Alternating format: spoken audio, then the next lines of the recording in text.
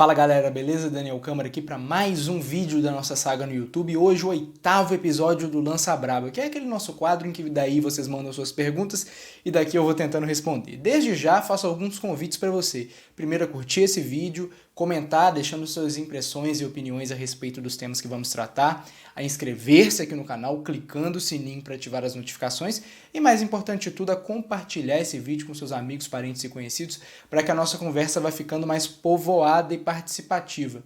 Também lembro que toda terça-feira, lá no meu Instagram, @dfcâmara, eu crio uma caixa de perguntas para vocês mandarem as suas questões e os temas que vocês gostariam de ver sendo abordados aqui. Dito isso, vamos lá. Pergunta 1. Jesus tinha o DNA de Maria? Olha, eu acredito que sim.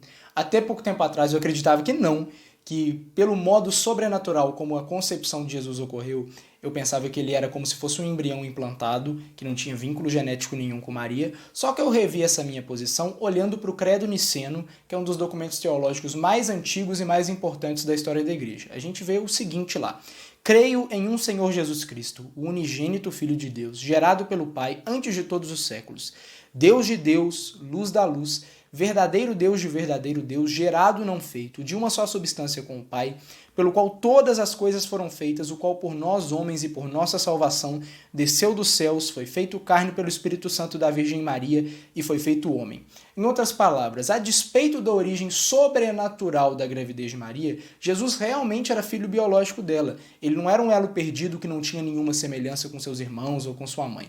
O Espírito Santo, ao atuar na encarnação de Jesus, fez com que ele compartilhasse da herança genética de Maria com todos os efeitos biológicos que isso traz.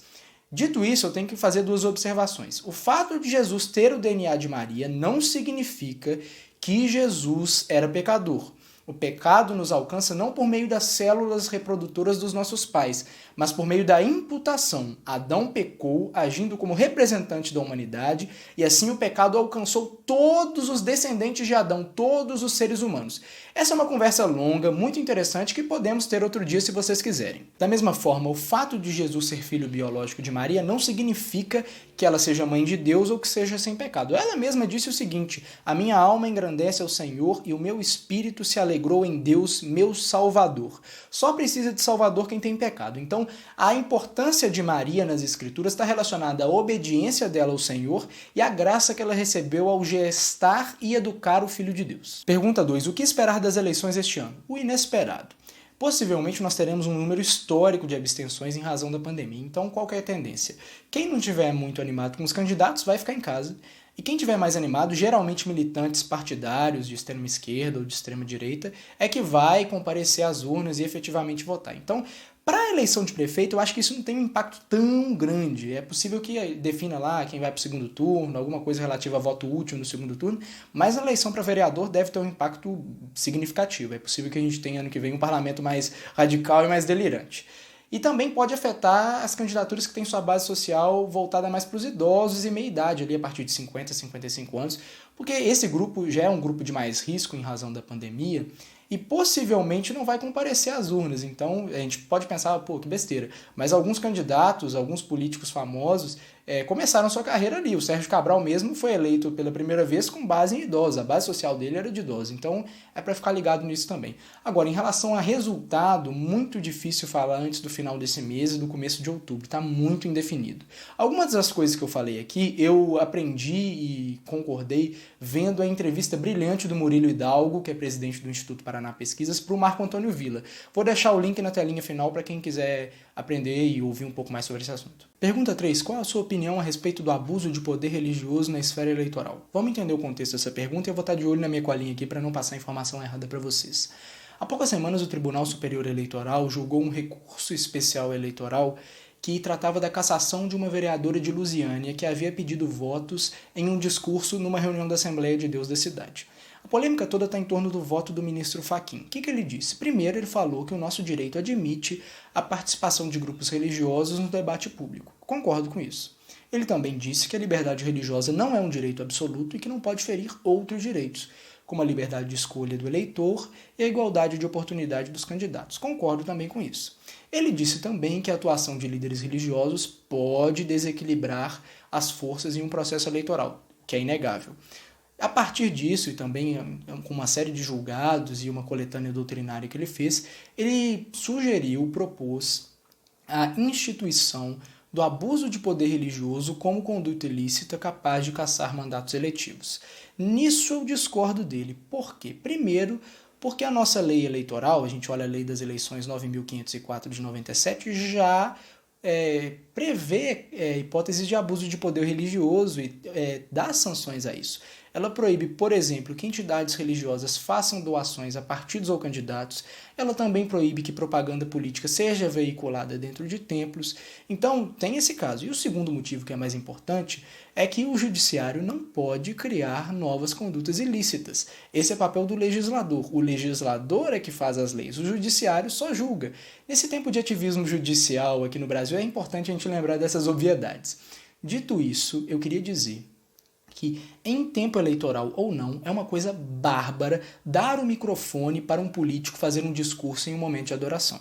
Eu tive nojo quando a organização do Descende Brasil deu o microfone para Jair Bolsonaro fazer um discurso político em um momento que era uma reunião de adoração e oração por avivamento. Eu também tive nojo quando o Congresso Nacional de Mulheres da Assembleia de Deus deu o microfone para Dilma Rousseff fazer um discurso político-eleitoral em pleno processo eleitoral de 2014, em um momento que deveria ser de adoração. A adoração, o momento de culto, deve ter Cristo no centro, não os projetos pessoais e políticos de poder. Se você participa de eventos ou comunidades que costumam dar palanque para político em momento de culto, corra para bem longe. Pergunta 4. Teologia do pacto ou teologia da nova aliança? Teologia do pacto. Só para ajudar na localização de vocês aí que estão meio perdidos, a gente está falando da ideia de aliança, que é a maneira como Deus decidiu se relacionar com os homens por meio de acordos que dão responsabilidades para a gente e para ele também. A estrutura dessas alianças é basicamente a mesma em todos os acordos.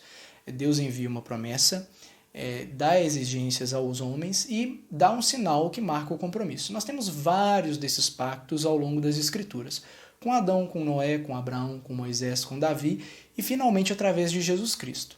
Só correndo o risco de ser simples e até simplista, a teologia da nova aliança fala que há uma nova aliança, que em Cristo há uma aliança completamente diferente e que ultrapassa aquilo que está presente na lei de Moisés, que os símbolos e as ordenanças daquela aliança só seriam válidos se fossem reafirmados expressamente nos termos da aliança que nós temos em Cristo. Eu não concordo muito com essa ideia, como eu disse anteriormente, porque eu acredito que há apenas um grande pacto da graça. Desde o Antigo Testamento, o mesmo Deus está se relacionando com o mesmo povo, porque, como dizem as Escrituras, a igreja é o Israel de Deus. E, embora os antigos símbolos tenham sido substituídos por novos que foram trazidos com Cristo, os significados permanecem. Elenco aqui alguns elementos. O sacrifício de animais foi substituído pelo sacrifício maior e mais perfeito de Cristo na cruz. A circuncisão como porta de entrada para o povo da aliança foi substituída pelo batismo. A Páscoa, como lembrança e comemoração da aliança, foi substituída pela ceia do Senhor.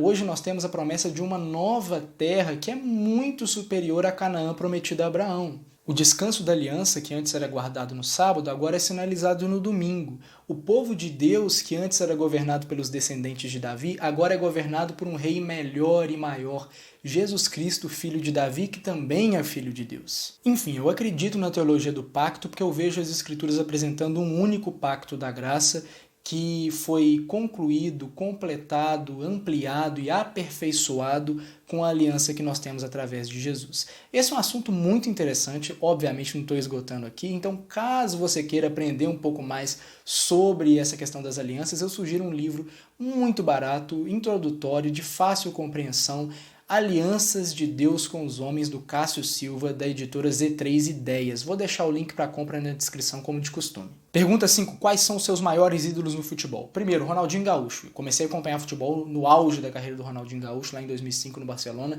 Era incrível o que ele fazia. Tenho uma memória afetiva muito boa daquela época. Segundo jogador, o melhor que eu já vi jogar, Lionel Messi. O que ele faz desde o final da década de 2000 até hoje é uma coisa impressionante e inexplicável. É o ET mesmo, como dizem. O terceiro jogador é o Walter Montijo. Não ganhou quase nada no Cruzeiro, mas tem o meu carinho, tem o meu respeito e tem a minha admiração. Por quê?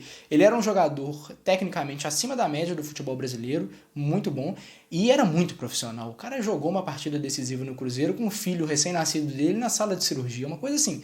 É uma entrega que eu admiro. E falando em entrega, falo do meu quarto ídolo, que representa algo que eu gosto, que é o lado passional do futebol, que briga até no cara ou coroa, que é Andrés D'Alessandro, para mim, no mínimo, um dos 3 maiores ídolos da história do Internacional. São esses daí que eu gostaria de mencionar. Pronto, acabei. Muito obrigado pela companhia. Lembrando aquele nosso acordo lá no começo, curta, comente, inscreva-se no canal, clique no sininho para ativar as notificações, compartilhe esse vídeo com quem você puder.